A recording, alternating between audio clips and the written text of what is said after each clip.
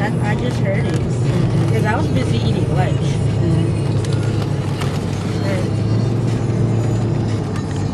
Kita mo ang view? Reno.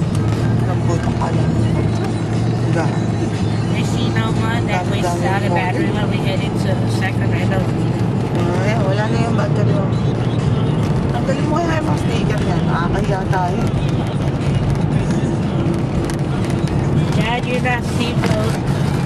Daddy, mag seatbelt ka. Be-break ko to. Ayaw mo. Now. Doing something. Doing something. Nagtitest yan eh. Mic test. Low mic test.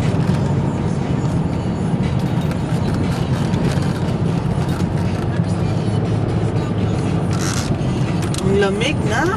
Grabe. Ngayon lang ako lumabas ng naligo ako. Nag-iniginaw ako. Sobrang lamig.